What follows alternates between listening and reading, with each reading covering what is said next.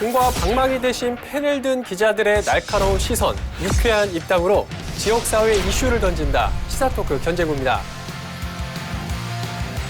아마 올해 이희택 기자 같은 경우는 사생활권으로 이사를 간다고 드디어 이제 내 집 마련의 꿈을 이루고 이사 간다고 들었는데 언제로 예정돼 있나요? 개인정보를 좀 공개하는 거라고 말씀을 드렸는데 또 공개가 돼서 어쩔 수 없이 말씀을 드려야 되겠는데 제가 좀 부끄럽지만 이 나이에 처음으로 세종시에서 이제 주택을 얻게 되는 곳이 사생활권입니다. 그래서 뭐 지금은 가보면은 뭐 허허벌판이지만 제 라이프 스타일과 너무 맞는 곳이라서 좀 기대감을 갖고 있습니다. 왜냐면은 뒤에는 괴화산이 있고 숲놀이터가 있어요. 그래서 이제 산을 많이 탈 수 있고 그다음에 바로 앞에는 또 삼성천이 흐릅니다. 그래서 자전거를 타고 걸을 수가 있고 역시 또 1.5년 후에는 수영장이 또 생깁니다. 그래서 제가 원래 수영을 지금 하고 있거든요. 이제 걸어서 수영을 할 수 있겠다는 기대감 그런 거 있어서 사생활권에서의 나름대로의 또 두려움도 있지만 또 기대감도 함께 교차하고 있습니다.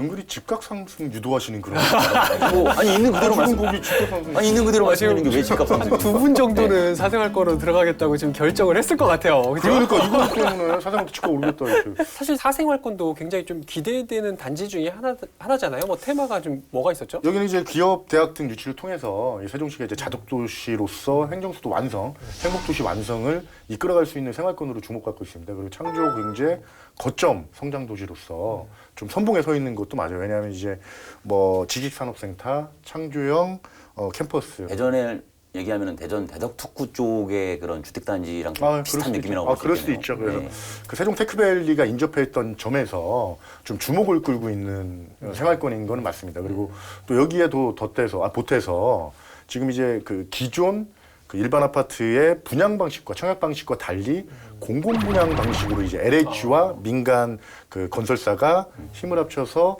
그 아파트를 건설하는 공공 분양 방식이 이루어져서요. 그 LH가 또 토지 공급을 하기 때문에 참여하기 때문에 조금 그 어떤 그 분양가가 조금 낮아질 수 있는 그런 기대 심리가 또 일어나고 있는 거예요. 바로 저희 집을 삼성천과 마주 보고 있는 곳이 4-2 생활권인데 괴화산과 삼성천의 그런 어떤 조망을 함께 누릴 수 있는 근데 시청자분들 오해하실 수 있으니까 네. 사생활권 얘기 이렇게 좋게 말씀하시는 게 좋게 말씀하시는 게 아니라 네. 뭐 좋은 점이 많지만 그렇죠. 올해 분양 물량이 사생활권에 집중돼 있다는 점에서 그렇죠. 이제 우리 이희택 기자가 얘기를 하는 것이니까 오해 안 하셔도 바로 네. 그 점입니다. 그래서 저희가 오늘 하고자 하는 얘기가 사생활권을 중심으로 해서 올해 분양 계획이 돼 있기 때문에 그렇죠. 과연 여기 이제 청약을 준비하고 계신 분들은 이게 좀 다양한 정보 또 어떤 점들을 유의해야 될지 뭐 이런 점을 좀 전해주고자 한 위함인 것 같은데 그 전에 본격적인 좀 대화에 들어가기 앞서서 오늘 부동산 분야에 좀 전문 지식을 저희에게 좀 전달해 주실 박사님 한 분을 모셨죠. 시사토크 견제구 오늘의 구원투수 입장합니다.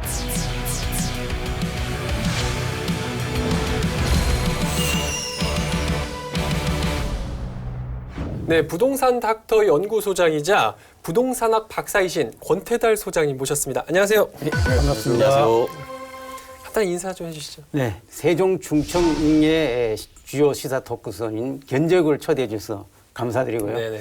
또 뭐 김 기자님 플러스 두 분의 기자님을 만나 뵙게 돼서 정말 반갑습니다. 아유. 오늘 좋은 시간 됐으면 좋겠습니다. 아, 예. 분석을 하기가 좀 어려우셨던 분인데 네. 뭐 그렇다고 해서 제가 이름까지 분석할 수는 없지만 일단 이름으로 잠깐 연상되는 게 좀 있어서 그냥 클테 달인 크게 달인이다라고 생각해서 부동산의 달인이시다 이렇게 좀 소개를 먼저 하고 싶고요.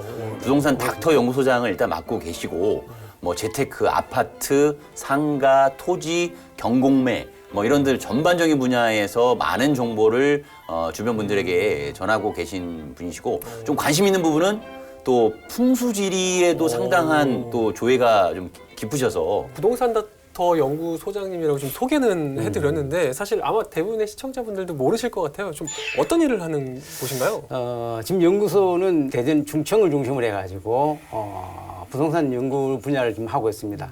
일반적으로 부동산 연구하면은 재테크나 뭐 이런 쪽을 많이 관심을 갖는데 저는 그것보다는 생활 속의 부동산 쪽을 많이 연구하고 있어요. 예, 그래서 우리가 살아가는데 삶의 지혜를 좀 찾는 분야 쪽으로 이제 연구를 좀 하고 있고요. 이승훈 기자가 조만간 이제 신접살림을 꾸리게 네. 되는데 그 이승훈 기자뿐만 아니라 시청자분들에게 좀 간단하게 소개시켜줄 만한 생활부동산 팁 한 가지만 딱 뭐 혹시 소개해줄 수 있을까요? 뭘 어떻게 생활부동산 여러 가지 그래서 많죠. 예. 뭐 머리맡을 어디로 어느 방향으로 하는 게 좋을지 뭐 우리가 이런 이제 것들. 네. 풍수적으로 말하면 생활 풍수에 인테리어 풍수에 이런 게 있는데 기본적으로 우리가 머리맡을 어디로 둬야 될 거냐, 뭐 창가로 둬야 되느냐, 아니면 뭐 북쪽을 두면 안 된다 이런 얘기가 있는데 사실은 이제 우리가 기본적으로 요즘은 어떻게 보느냐 하면은 본인이 가장 편한 자세가 좋은 자리가 잘 될 수 있는데 침대는 어쨌든 간에 지금 보면은 가쪽으로 이렇게 집 방의 전체적으로는 가나 안쪽에다 이렇게 구석에 두는 건데 침대는 가운데에 두는 것이 원칙인 거예요. 네. 머리는 어떻게 하느냐? 머리는 차게 둬야 된다.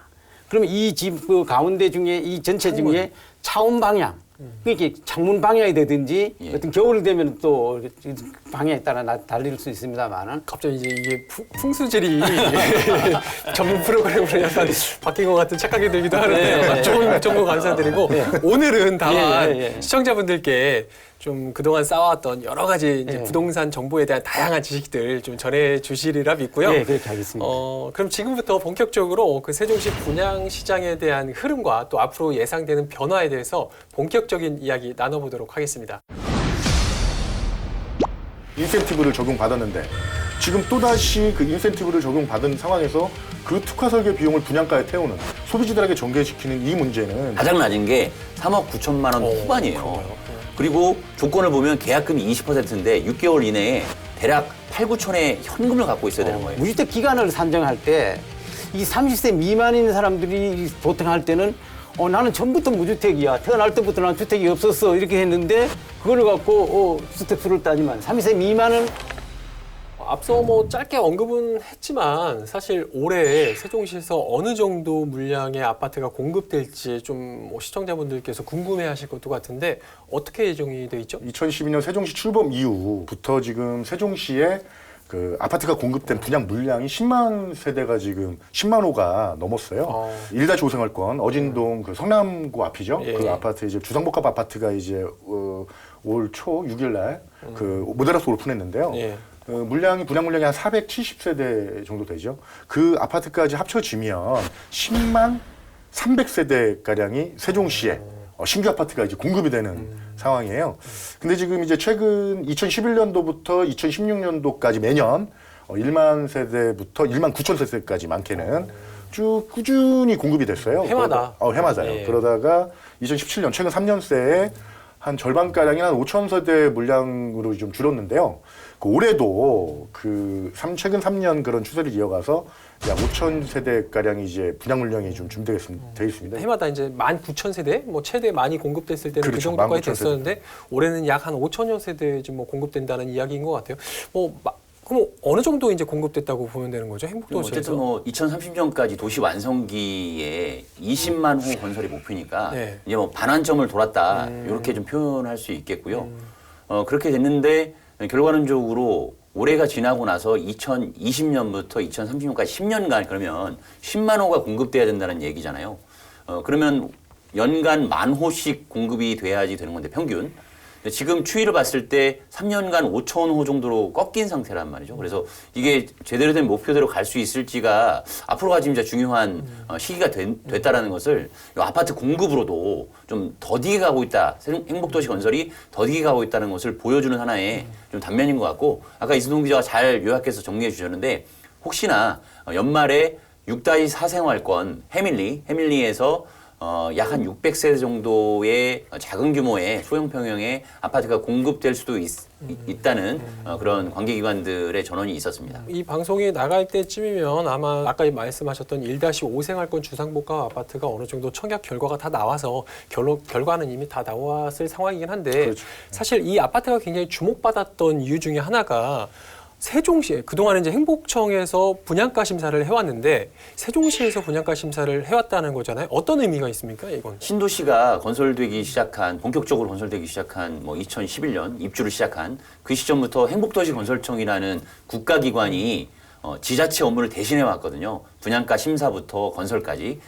그런데 시간이 지나면서 세종시라는 지자체가 자리를 잡으면서 올해 1월 25일부터 주택 건축 인허가 분양가 심사까지 세종시로 다 넘어오게 되는 그러한 전환점을 맞이했고 그 시점에서 세종시가 처음으로 분양가 심사의 데뷔전을 치른 것이 바로 지금 오늘 방송에 특별공급 청약이 이루어지고 있는 어진동 주상복합 아파트라고 볼 수 있겠습니다. 그래서 과연 행복청이 할 때와 국가기관이 할 때와 세종시라는 지방 그 지자체가 할 때 분양가가 누가 더 실수요자를 위해서 하느냐 이것에 대한 관심이 높아졌던 그런 시기였던 것 같습니다. 세종시에서 처음으로 분양가 심사를 했던 아파트에 대한 그 공급, 과연 청약 결과가 어땠는지는 아마 지금 자막으로 나가고 있을 거예요. 예. 근데 이제 그 관심을 모았던 것 중에 하나가 과연 분양가가 그러면 행복청에서 할 때보다 높아질 것이냐, 낮아질 것이냐 이런 거에 굉장히 관심이 많았는데 결과는 그러면 어땠습니까? 지난해에 그 주상복합 아파트가 또 하나가 이제 그 분양이 이루어졌는데요.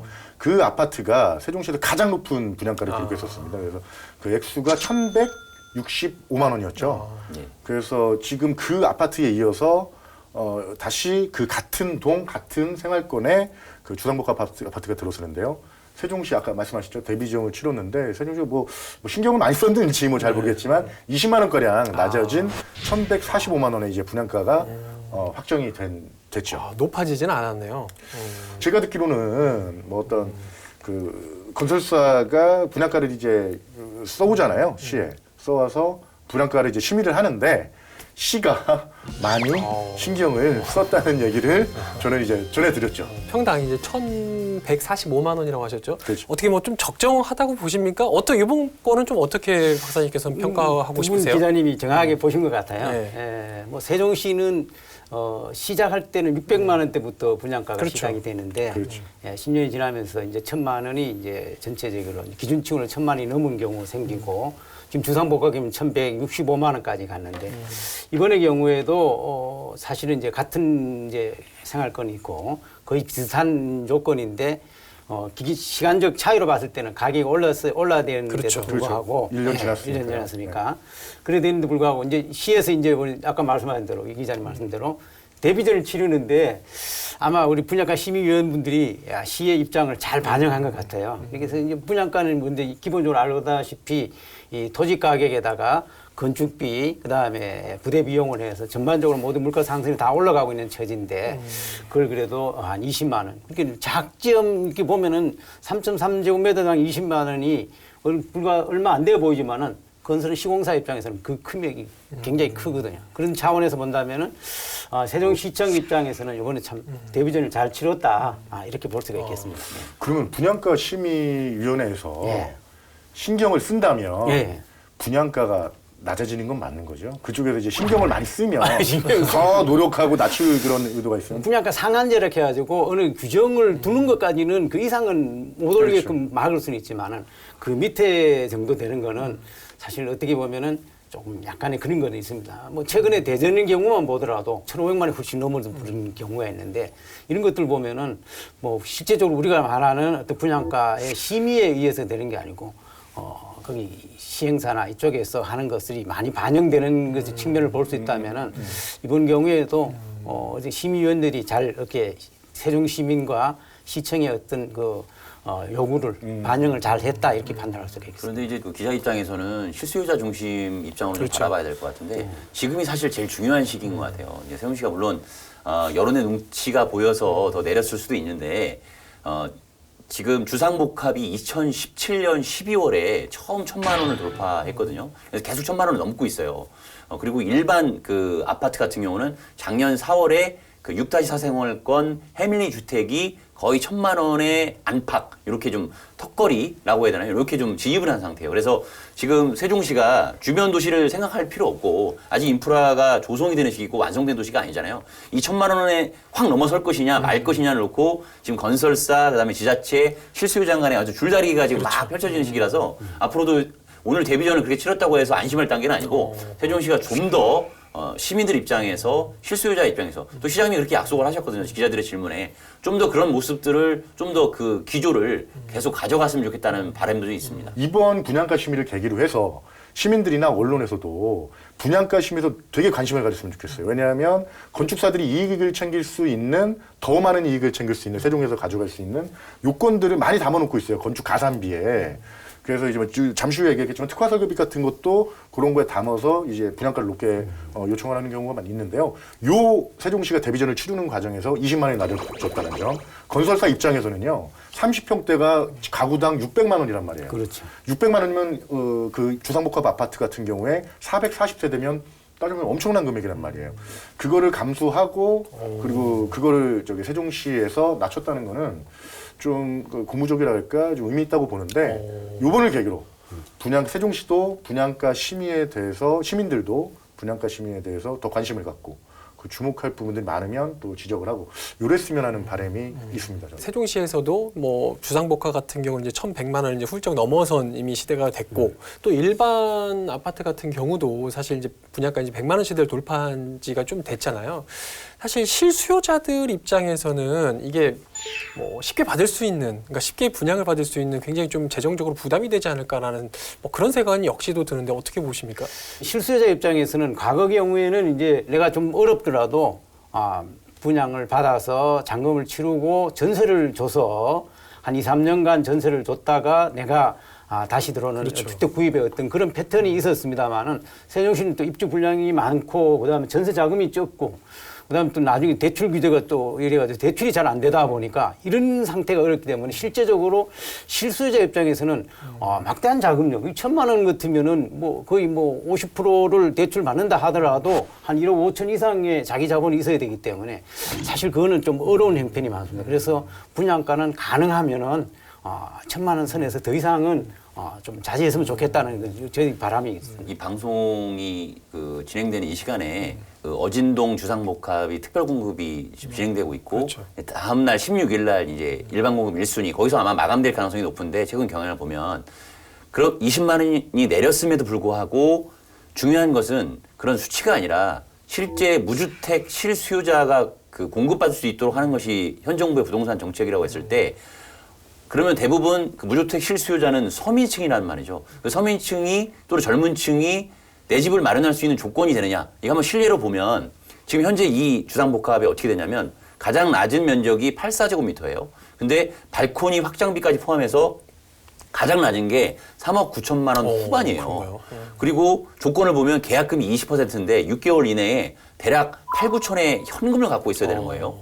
그리고 중도금 뭐 이렇게 하면서 이제 입주 시기에 또 중도금에 대한 이자도 부담이 돼야 되고 그래서 대출 아까 이제 말씀하셨듯이 대출 규제가 또 묶여 있고 그래서 현금을 갖고 있고 돈 있는 무주택자가 청약을 할 수 있는 그런 조건밖에 안 되거든요. 제가 볼 때는. 그래서 아마 이제 자막으로 이제 나중에 나가겠지만 내일까지 청약 경쟁률이 과거의 경향보다 높아졌는지 낮아졌는지 그걸 보면 시장 수요가 어떻게 흘러가는지 이 분양가가 정말 높게 책정됐는지 낮게 책정됐는지를 다시 한번 객관적으로 볼 수 있는 그런 시점이 될 것 같습니다. 근데 주상복합 아파트 안 가면 되잖아요. 돈 없으면.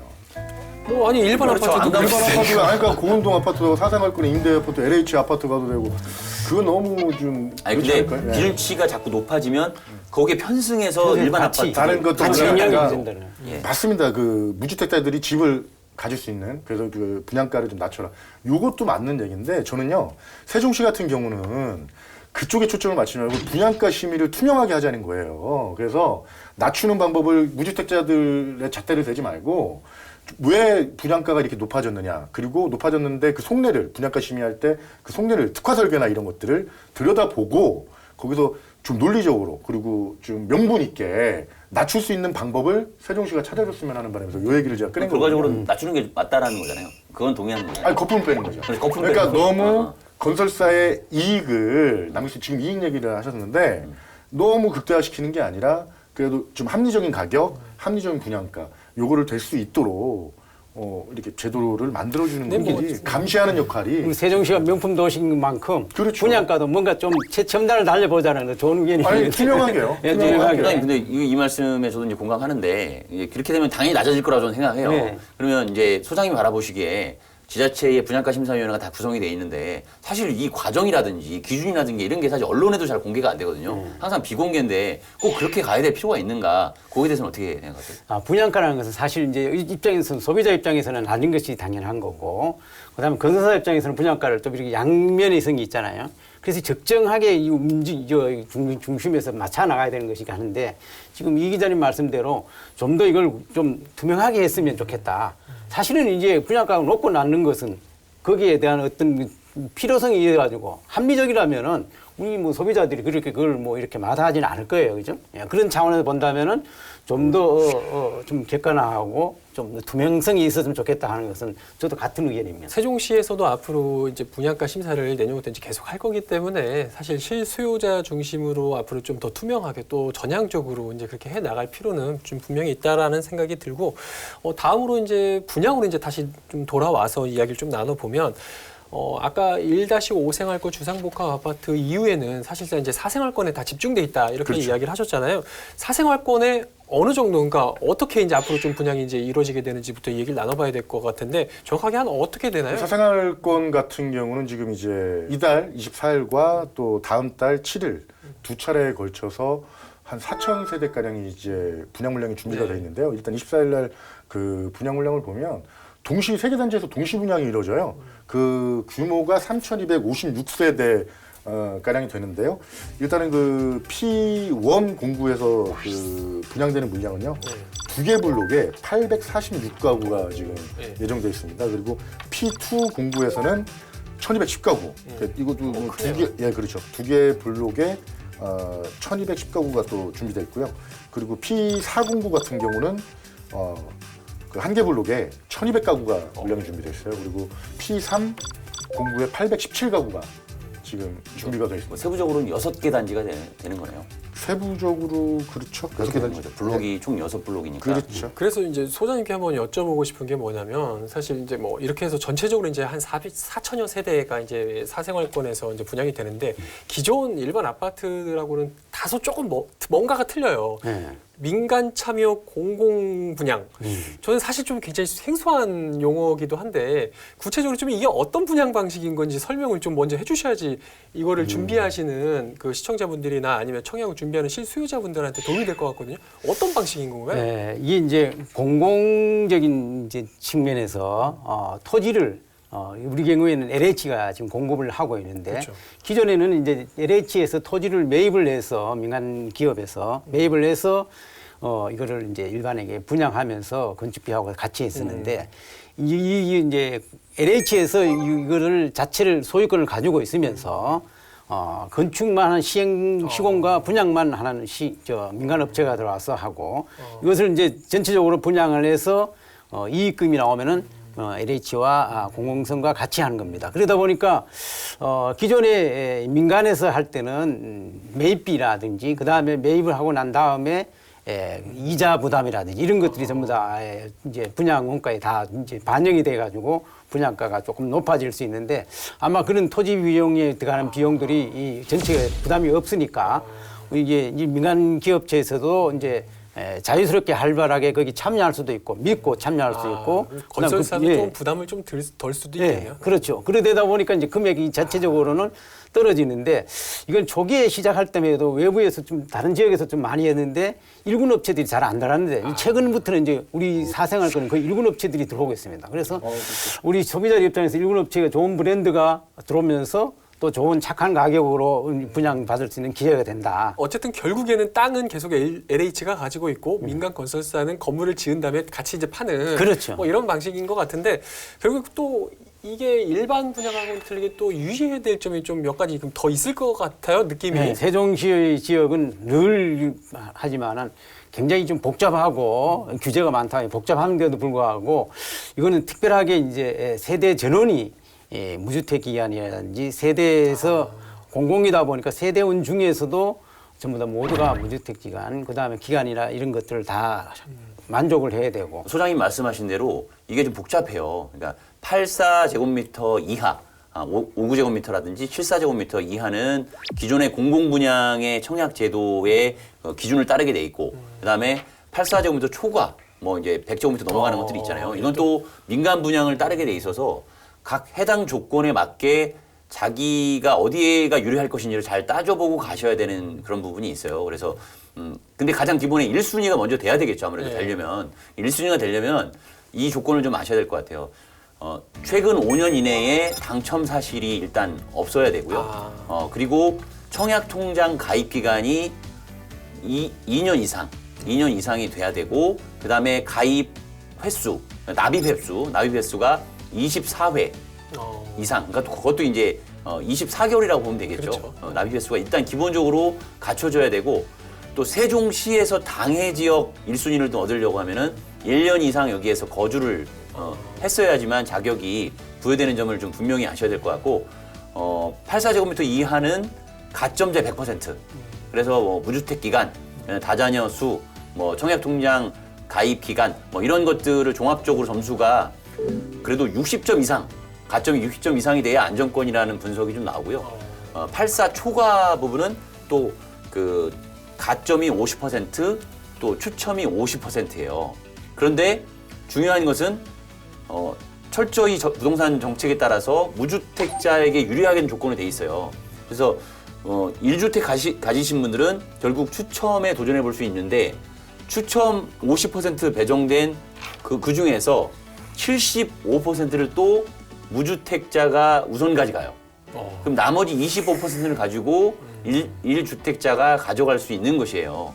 그런 부분에서 사실 집을 가지고 계신 분들은 이 청약에서 성공하기가 쉽지 않은 조건, 요거를 좀 분명히 그 염두에 두시고 접근해야 될 것 같습니다. 그리고 신혼부부 혜택도 좀 제한이 있어요. 그래서 그 신혼부부들도 특별공급 받을 때 그 주택 소유자는 배제가 되고, 그리고 당첨권이든 그리고 한 번이라도 주택 소유를 했던 신혼부부들은 또 특별공에서 또 제외가 되는. 그러니까 결혼 이후 말하는 거예요? 결혼 이후. 신혼부부. 그러니까 결혼 이후에 한 번도 주택을 그렇죠. 가지셨으면 안 되는 거죠? 그렇죠. 당첨도 됐으면 안 되는 거고. 그렇죠. 결혼 그렇죠. 전에는 상관이 없는. 결혼 전에는 네. 상관없는 네. 거죠. 결혼 전에는 뭐 그렇죠, 상관이 없는. 근데 이제 가장 중요한 거는 8호 이하는 지금 완전 달라요. 그 청약 가점 방식이 아니에요. 그러니까 최대 허용치 그 납입 금액이 있거든요. 납입 인정 금액이라고 해서 최대 허용치가 10만 원이에요.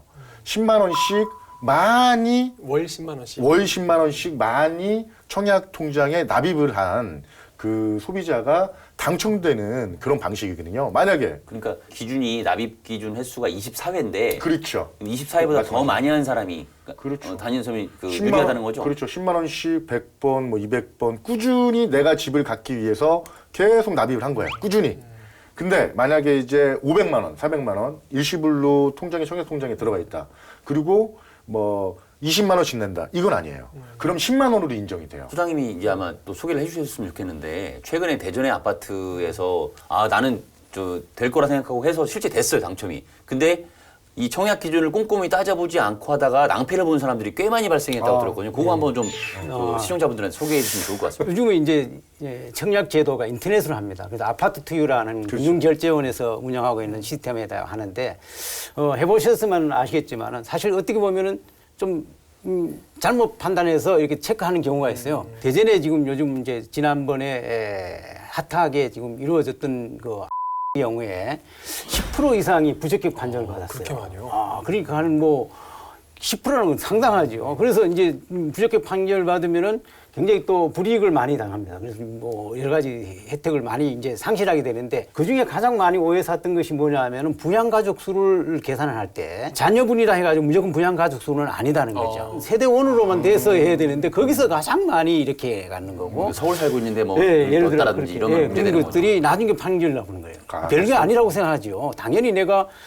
부양을 하고 있는 가족이라 생각하는 거. 또 한편은 뭐냐면은 무주택 기간을 산정할 때 이 30세 미만인 사람들이 보통 할 때는 나는 처음부터 무주택이야. 태어날 때부터 난 주택이 없었어. 이렇게 했는데 그걸 갖고 주택수를 따지면 30세 미만은 그 무주택이 처음부터 없는 걸로 그냥 가야 되는데, 무주택 기간에다가 산정하는 경우도 있었고, 내가 전번에 주택을 언제 팔았더라? 대충 한 4년인가? 3년인가? 이렇게 생각하고 그냥 대충 했는데 나중에 알고 보니까 실제적으로 이거 차이가 나더라. 이런 것들이 전부 다 나가는 거예요. 그럼 어떻게 확인해야 되나요? 그 집을 파는 거. 예, 그래서 정보를 떼봐야 되는 건가요? 다 떼보고 자기 본인이 정확하게 하셔야 됩니다. 당첨됐다가 부적격이 되면 이것도 당첨 사실로 남는 거죠. 그렇죠. 그러면 세종시 같은 경우는 5년 동안 청약을 못 해요. 아니 부적격이 나면 그렇죠. 당첨이 됐다가 부적격이 나면 세종시는 투기지구라서 대전은 아마 더 짧을 대전은 텐데 이제 6개월 정도 6개월밖에 안 예, 되는데 세종에서 만약 낭패 보면 5년 동안 청약을 못 해요. 그러니까 정말 신중하게 하셔야 된다는 거죠. 제일 중요한 거는 어찌됐든 간에 결국에 실수요자들한테는 분양 가격 아니겠습니까? 그렇죠? 뭐 최근에 뭐 1-5 생활권의 주상복 복합 같은 경우는 뭐 1,145만 원 뭐 이런 얘기도 있었는데 이번 4생활권 공공주택 같은 경우는 실수요자들의 심리적 마지노선 한 어느 정도에서 될 거라고 지금 분이 예상을 하고 있어요? 지난 연말에 있는 6-4생이 이제 998만 원 기준층을 따지면 1,000만 원이 좀 998만 넘는 원. 것이 이제 지난 시작됐는데 확장비 빼고 발코니 예, 빼고. 그렇죠. 확장이 빼고 그랬는데 그래서 이번의 경우에도 거기 선에서 아무래도 공공주택 분양이다 보니까 금액은 낮아질 것이다. 낮아질 것이라고 보는데 1,000만 원 선에서 하는데 아까 대전 세종시청 경우에는 시 분양가에서는 조금 조정이 됐습니다만은 LH가 과거에는 공공성을 많이 강조해서 조금 이렇게 눈치를 봤는데 요즘은 LH가 과연 눈치를 볼까 안 볼까 이익을 추구해야 하기 때문에. 이제 독립재산제입니다. LH도 이제는 그렇죠. 사업을 해야 되는 입장이다 보니까 제 입장에서는 한 1,000만 원 선에서 가지 않아요. 1,000만 원 1,000만 원 조금 낮았으면 좋겠다. 두 분도 동의하십니까? 뭐 어떻게 저는 생각하세요? 일단 1년이 지났잖아요. 네. 1년이 지나서 분양 금액이 6-4생활권과 똑같다, 비슷하다. 그럼 낮아졌다고 봐요. 저는. 1년이 지났는데도 결국에는 이제 바람은 이제 1,000만 원 이하로 갔으면 하는 바람인데 저도 6-4생활권 그 같은 그냥 그 언저리 그쪽으로만 가도 많이 조금 낮아진 모양새 그 모양새로 볼 수 있다. 저는 이제 같은 방식으로 공급했던 2016년 말 그 다정동의 민간참여 공공주택 그 주택이 당시에 평균 950만 원 정도였어요. 네, 그러면은 저는 이제 소장님보다 더 낮게 950에서 1,000 사이 거의 중간인 한 970만 원대. 저는 이렇게 갔으면 좋겠다. 바람이잖아요. 바람이죠, 바람이죠. 근데 다정동 같은 경우는 그 당시에 민간 건설사하고 분양가가 비슷했어요. 많이 낮지는 않았었어요. 조금 낮았어, 조금 낮았어. 약간 낮았는데 거의 비슷했는데 물론 사생활권은 한번 기대를 해봐도 사실 거기 지금 다 허벌판이에요. 그렇죠. 최소 2년 이상 입주민들이 그 부분에서 허벌판의 상황을 겪어야 되는 상황이기 때문에 그런 부분들도 좀 감안했으면 좋겠어요. 행복도시 전체의 기대치만을 자꾸 편승해가지고 분양가를 높이는 거는 좀 바람직하지 않다고 생각하기 때문에 기사도 좀 쓰고 있습니다. 970만 원대로. 근데 결국에는 이 기자가 기대심을 더 올려놓고 있어요. 왜요? 제가 분양가라는 것이 사실 적정선에서 책정이 된다면 뭐 누가 뭐라고 하겠습니까? 그리고 또 그 분양가가 다소 조금 높다고 하더라도 정말 이게 시민들 뭐 입주자들을 위한 그런 뭐 시설이라든가 여러 가지 아니면 특화 설계라든가 여러 가지 이런 것들이 접목이 됐다면 또 수긍을 할 텐데 그렇지 못한 경우도 사실 많다라는 거죠. 저는 요즘에 관심을 갖고 있는 게 기사를 쓰는 것도 그렇고 특화 설계 부분에 대해 세종시가 이제 특화 설계가 많이 이제 활성화되고 그리고 또 특화 정책을 행복청에서 좀 펼치고 있어요. 그래서 아파트 같은 경우에도 그 어떤 특화 설계 공모를 통해서 그 건설사 민간 건설사에게 인센티브라고 할까요? 사업을 니들이 해라. 사업권을 주는 그런 인센티브 제도를 펼치고 있는데요. 그 의혹이에요. 이거는 뭐 건설업계에서 나오는 얘기들인데 그 특화 설계 비용이 분양가에 포함되면서 분양가가 이제 세종시 같은 경우 더 높아지고 있다.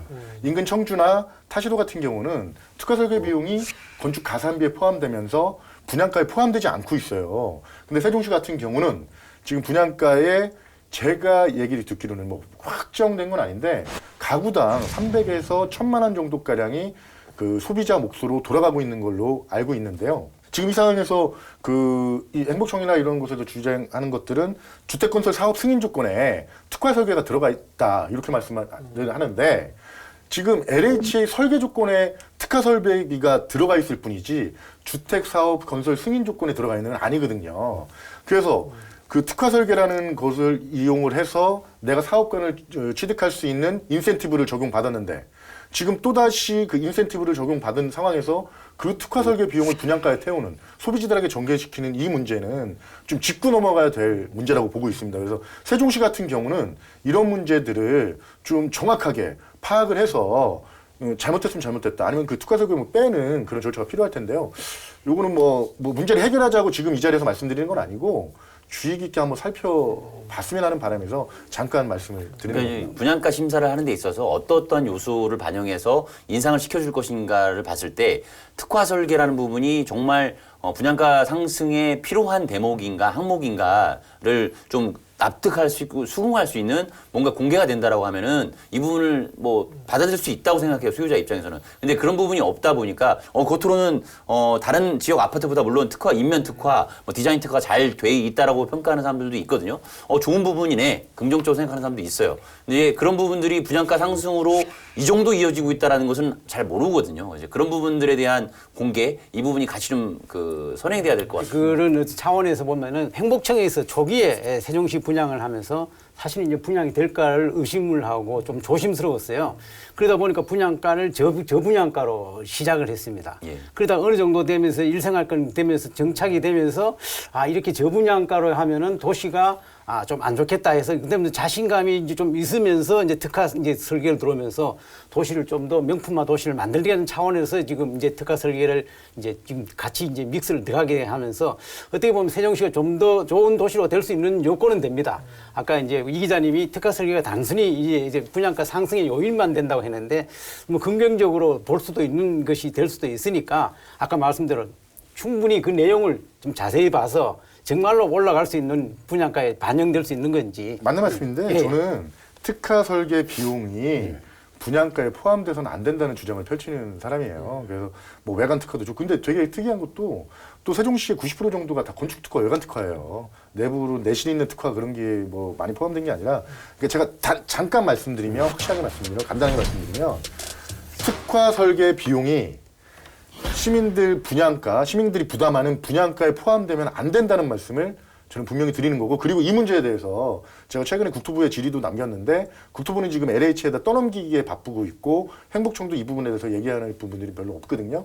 이 문제는 제가 이제 앞으로도 뭐 기사를 쓰면서 계속 공론화를 시킬 거고요. 그래서 국토부에 질의도 남길 거고 법제처까지 질의를 남겨서 어떤 게 맞느냐 한번 가려보려고 하고 있거든요. 그래서 세종시도 마찬가지고 그리고 언론도 마찬가지고 이 문제에 대해서는 한번 세종시는 따져봤으면 하는 바람입니다. 역시 예리한 지적이네요. 제가 이 문제를 이 견적에서 꼭 말씀드리고 싶은 게 왜냐면 엄청난 금액이에요. 그 소비자들이 떠하는 금액이. 사실 오늘 이제 뭐 시간이 거의 이제 굉장히 많이 지나서 이제 마무리는 해야 될 시간이 다가오고 있는데 이거 하나만큼은 또 이야기를 하지 않고 넘어갈 수는 없을 것 같은 게 뭐냐면 분양과 관련해서 최근에 세종시에서 굉장히 말도 많고 탈도 많았던 것 중에 하나가 뭐 이전 종사자들 거의 이제 공무원들이 이제 아마 대부분이겠죠. 이전 종사자들에게 제공해왔던 아파트 특별 공급 제도 이걸 굉장히 이제 많이 바꾸겠다 이런 대책을 이제 내놨거든요. 기존에는 이제 특별 공급 제도가 그 전체 기관을 대상으로 2019년 그 12월 31일 날 마감 종료되는 상황이었거든요. 올해 이제 말에 종료가 되는 종료되는 거죠. 상황인데 원래는. 이제 행복청이 최근에 이제 그 개편안을 그 발표한 거를 보면 그 기관별 형평성을 좀 높이기 위해서요. 각 기관들이 특별 공급으로 지정되는 날부터 5년까지 특별 공급 혜택을 볼 수 있고요. 그리고 또 그 2주택 이상 다주택자는 또 특별 공급에서 제외가 돼요. 그래가지고 또 주택 입주 시까지 또 정무직 공무원들 그리고 국책연구기관 장들 이분들이 이제 주택 입주 시까지 여기에 머물 수 있느냐, 뭐 머물지 않느냐, 뭐 이런 문제 때문에 그 또 이 특별공급제도에서 대상에서 제외가 되고요. 공급 비율이 축소되느냐가 이제 또 관심사거든요. 그래서 지금 현재는 예를 들어 1000세대를 공급하면 500세대는 그렇죠. 특별 공급으로 50%가 먼저. 되는데 2021년과 2022년에는 40%. 그렇죠. 그다음에 2023년부터는 30%로 줄어들게 되고요. 다만 공공임대는 달라요. 공공임대는 현재 30%인데 그대로 30%가 가는 것으로 이제 정의가 된 거고요. 그리고 이제 또 하나가 이제 궁금한 부분이 그러면 연도별로 해당 기관들이 준다고 하는데 얼마나 주는 거냐. 이제 이런 것에 대한 좀 관심이 실수요자분들한테 있잖아요. 그래서 그거를 잠깐 말씀드리면 이건 좀 자료를 보고 말씀을 좀 드려야 될 것 같은데 지금 현재 2019년에 213개 기관이 특별공급 혜택을 받고 있습니다. 뭐 각급 학교부터 해서 그쵸. 뭐 그 치안센터까지 다 포함한 거고요. 뭐 민간 기업까지 기준이 되는 거고요. 그래서 2020년이 되면은 118개로 한 100개 정도가 줄어들게 됩니다.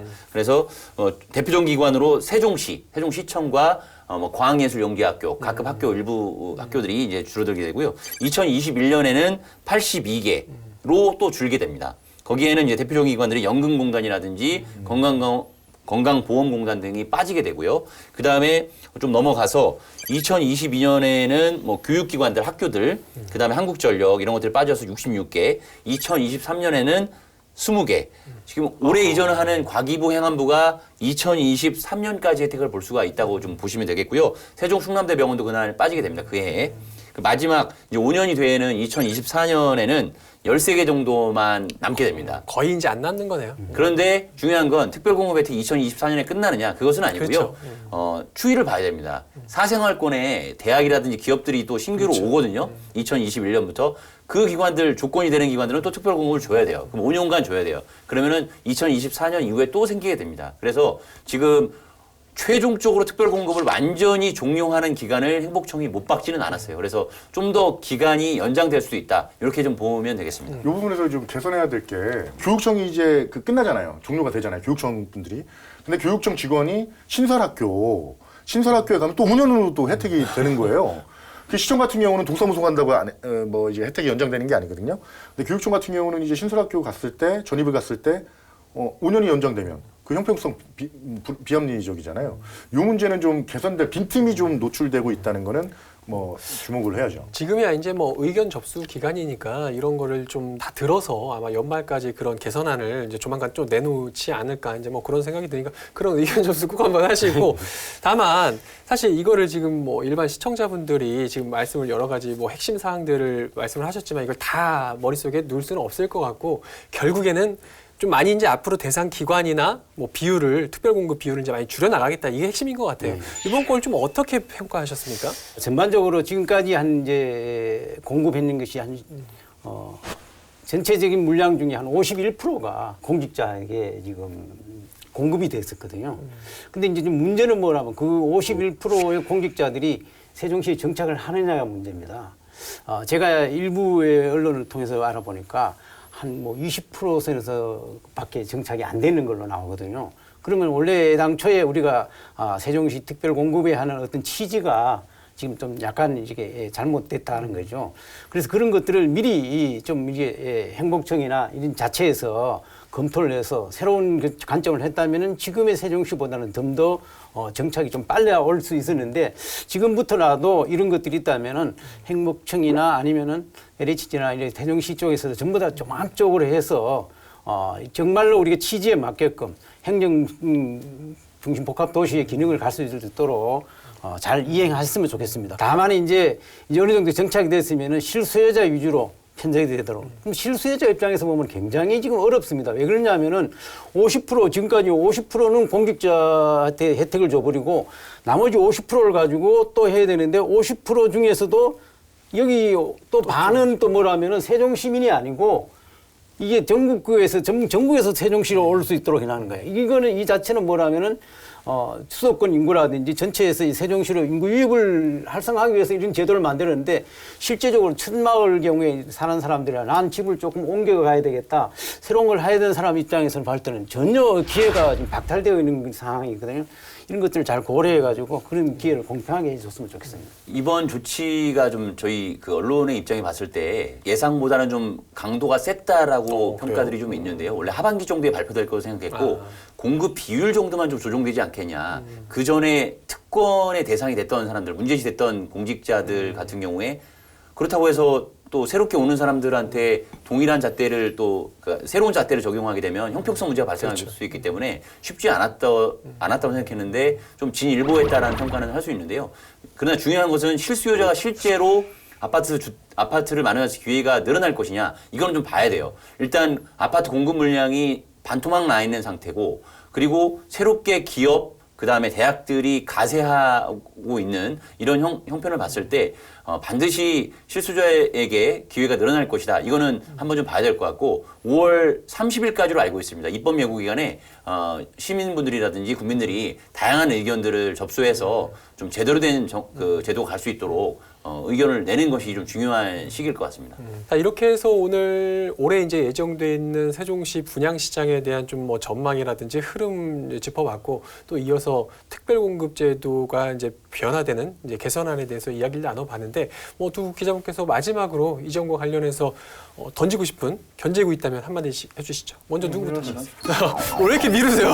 이거는 먼저 해야 될 타이밍이에요. 지난번에 제가 먼저 했어요. 먼저 그럼 이승동 기자부터 해주시죠. 저는 좀 제가 강력하게 주장해도 조금 이제 뭐 주제의 뭐 일부분이겠지만 그거에 대해서 좀 네. 견제구로 한번 날리겠습니다. 네. 특화 설계 비용 분양가에 포함돼도 되느냐 여부 국토부 질의에 응답하라. 알겠습니다. 큰일 나겠습니다. 꼭 응답하세요. 예고편에 꼭 응답하십시오. 자, 다음으로 이희택 기자. 오늘 이야기의 핵심은 두 가지로 좀 요약할 수 있을 것 같은데요.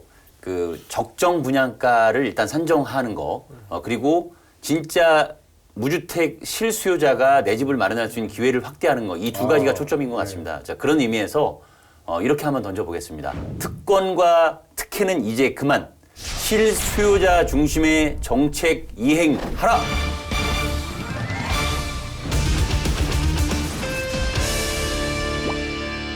굉장히 긴 시간 저희와 함께 해주셨는데 마지막으로 오늘 못다한 이야기가 있거나 마지막으로 아니면 하고 싶은 강조하시고 싶은 말씀 있으면 정리해 주시죠. 이 시사 토크 너무 재밌습니다. 감사합니다. 다시 한번 불러주시면 다시 꼭 참석하고 싶고요. 네네. 특히 이 기자분들하고 하니까 정말 예리하고 우리 소비자들이 모르는 것까지도 정말 짚어주니까 좋은 시사 프로그램 같습니다. 하여튼 오늘 반갑고 재밌었습니다. 바쁘실 텐데 오늘 나와주셔서 고맙습니다. 네, 감사합니다. 고맙습니다.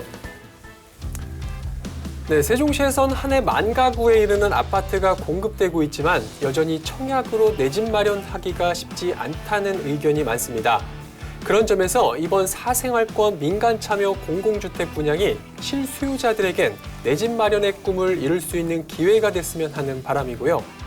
더불어 공무원을 위한 로또라 불렸던 특별공급제도 역시 앞으로는 실수요자 중심으로 전환되기를 기대해 보겠습니다. 이상으로 시사토크 견제구 모두 마치겠습니다. 고맙습니다.